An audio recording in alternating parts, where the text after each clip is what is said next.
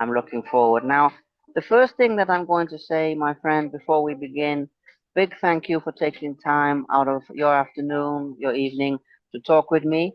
And I'm also going to say for our audience as well, for everyone listening to this around the world, that is Liam Hartley back with you guys, another episode of Presenting Champions for the Simply Inspired podcast, episode 498. And today I am joined with a very, very special guest, Moonjur Alam. Hopefully, I'm saying that the right way. The featherweight champion for Royal Bengal Fighting Championship and a rising star in the world of mixed martial arts. Really putting his home country of Bangladesh on the map, as I understand it, the first MMA fighter from this country, or at least one of the first, and the highest ranked in his country. Also, as well as being ranked number one there, very highly ranked in Asia as well, number 11, I believe. So today we will be talking not only about this man's incredible journey, but we will also be talking about the inspirational aspect, as always, the way that he is inspiring so many people and touching so many lives. Because I'm going to say to our audience, guys, you want to follow this man here because he's already a champion and he's just getting started. He's going to do even bigger things in the future.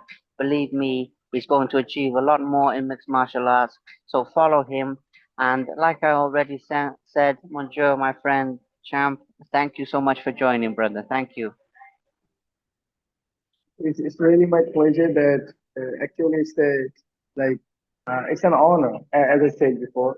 Uh, so uh, it's really an honor. So that's all I have to say. Thank you so much for inviting me as a guest. You Very can welcome. start me. Yes, very, very welcome. It's my pleasure as well. And like I said, you're a very inspirational figure. First and foremost, you're a very inspirational figure, but you're also a great champion and you're going to achieve a lot more than what you've already achieved. Now, I would like to start with the beginning, which is obviously where you started training in MMA and why you started. Because, as I understand it, in your country, there's not lots of people in Bangladesh training in mixed martial arts. So, what was it that inspired you to begin, and where did you first begin your training? When, and why did you begin, please? Actually, Bangladesh is a place where still MMA is under development. So uh, when I started MMA, training MMA, there was like finding something like uh, find a small thing in a tree. So like that. So there was no MMA gyms in Bangladesh when I started. I started from YouTube. Actually, I used to watch wrestling, WWE. You know that. So Yes. I wanted to do that first. But when I get to know that like for Bangladesh it's time nearly impossible. Not only nearly impossible, it's like totally impossible to reach that. But there's a small chances like to be an MMA fighter from Bangladesh. Even I can start from like YouTube or from like there are some people who does boxing and like some taekwondo and karate. So that's why I choose MMA and that's weird. So that's what motivates me a lot. And uh, if I need to be honest, definitely Conor McGregor who inspired me to be an MMA fighter. So you know he's the most famous guy in MMA. He he inspired me to be an MMA fighter to train, and Mr. Silva as well. That's all. Okay, so that's where it started. That's the journey. Now, which part of Bangladesh are you from, and where do you live in your country? Which part? Yeah, the name of my district is Meherpur, and uh, I live in the border side, the border between Bangladesh and India.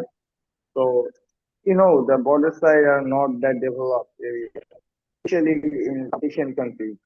So definitely, it was a Yeah. tough chance for me to acquire these things, like especially a good training and other stuff like equipment for training. I started with like a sandbag. Even I created those sandbags by my own self.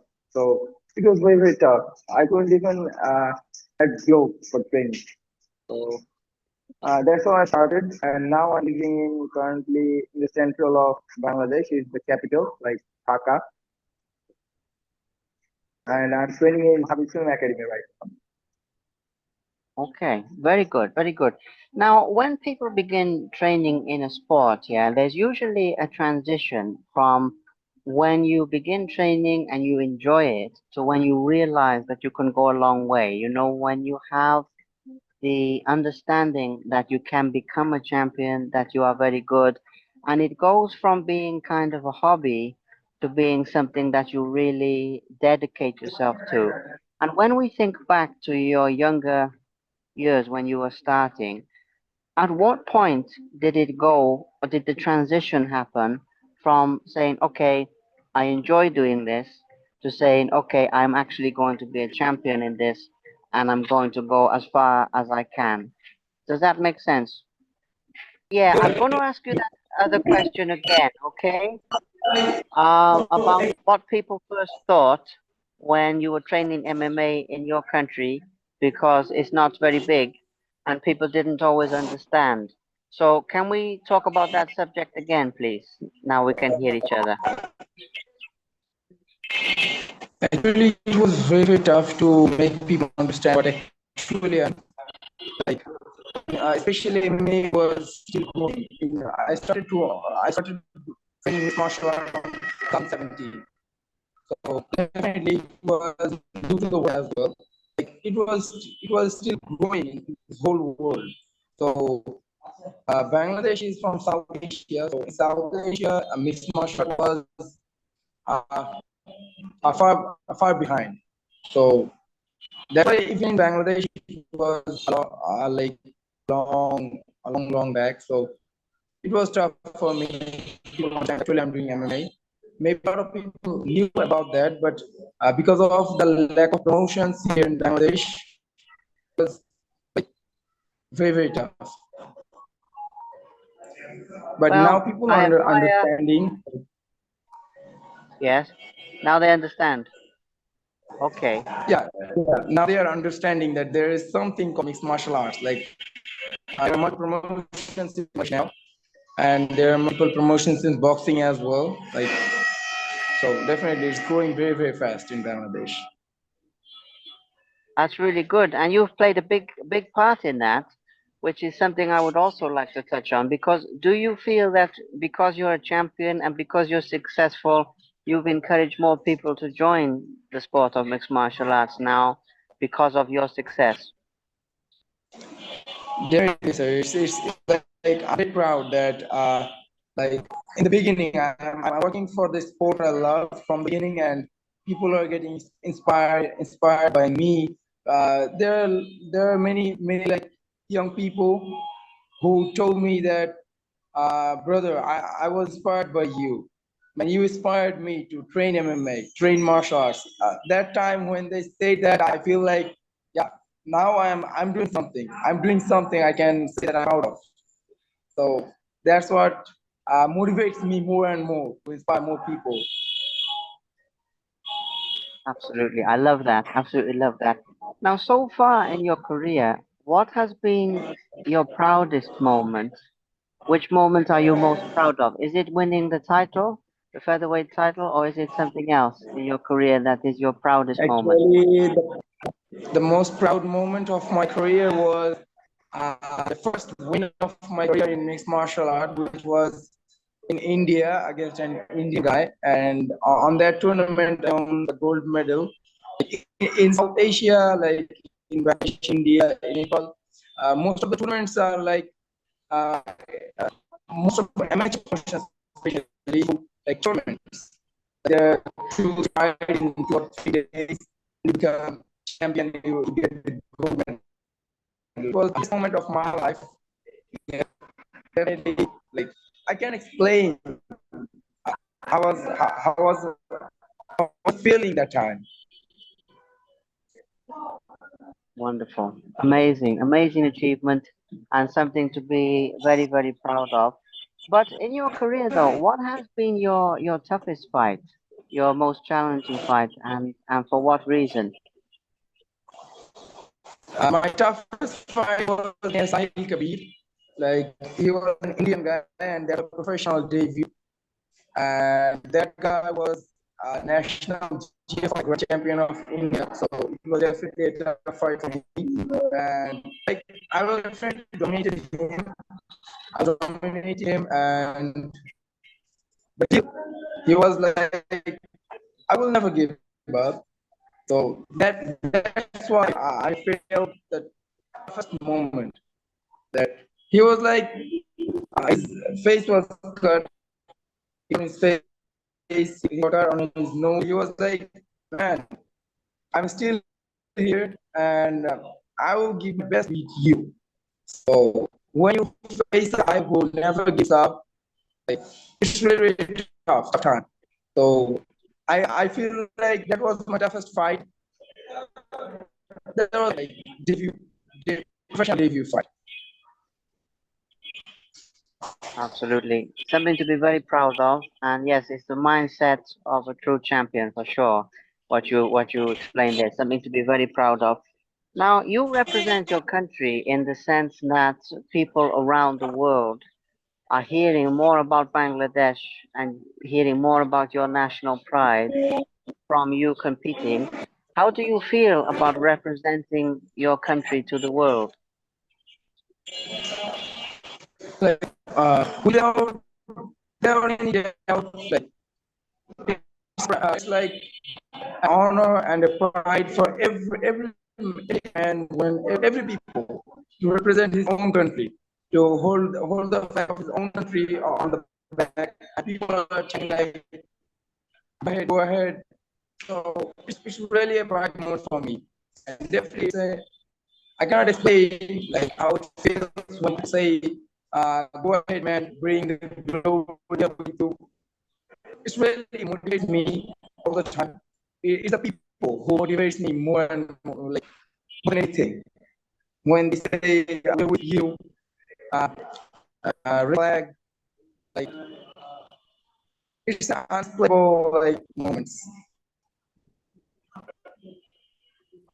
Absolutely. Something to be very, very, very proud of representing your country to the world.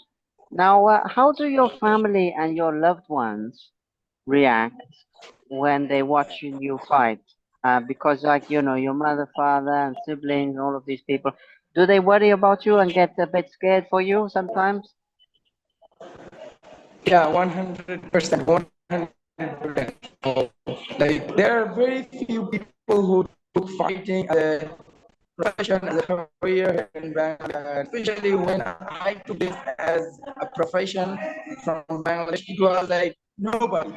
There was nobody who took this as a profession, and there was nobody who wanted to be a professional fighter here from here in Bangladesh.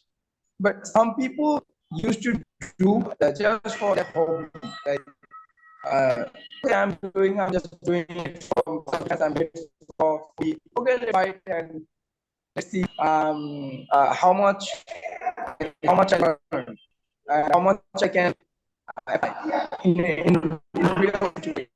That's why they fights. But to take this as a profession and as a career, it was like no, nobody. I took this as a profession like the first time. The first time I took this as a profession. So definitely it was horrific for family, for the people who love me. Actually, in Bangladesh is very, very rare.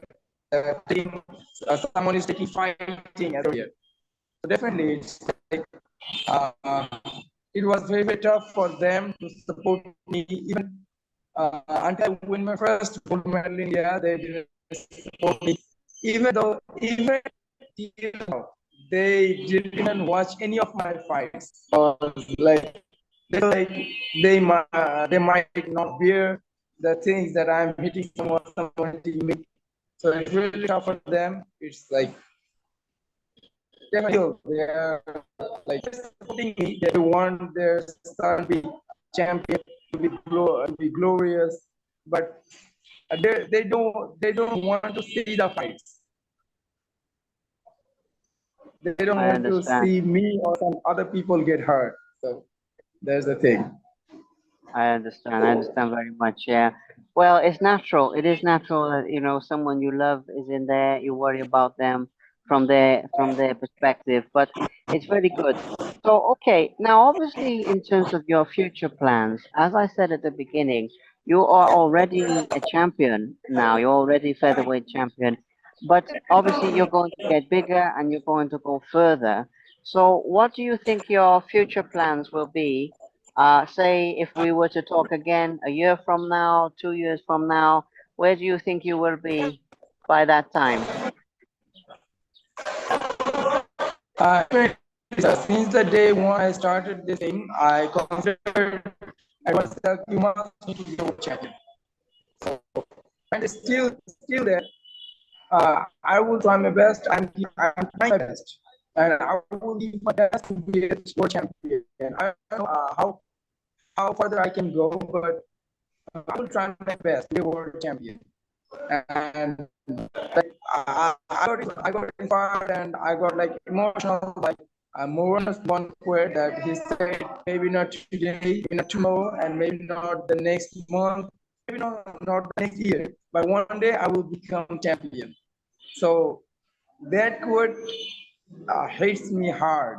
So definitely the same thing I want to say now. I think, and that's the thing I want to say that one day definitely I will be a world champion, inshallah, and that's it. That's the plan for now. No other things. Sir. Absolutely. Well, I am really looking forward to seeing what the future holds for you, my friend. I'm really looking forward to seeing you continue to rise up the levels, and I believe that you will. And who knows, maybe one day we will talk again when you're even higher in the levels or when you are world champion. I hope that we will. But for today, I just wanted to share the inspiration and I wanted more people to hear about you. And today we have done that. So I'm also going to say to our audience once again, please follow this man. He's out there on Instagram, LinkedIn, Facebook. Look him up and please follow him because the journey is only going to get bigger from here. And Champ, I really hope that our talk today helps to raise a bit of awareness for you as a person and also helps to show the inspiration of what a person can achieve if they believe in their dreams. So I want to thank you so much for your time. Thank you very much for watching. Please subscribe to the Simply Inspired YouTube channel and there'll be more videos coming soon.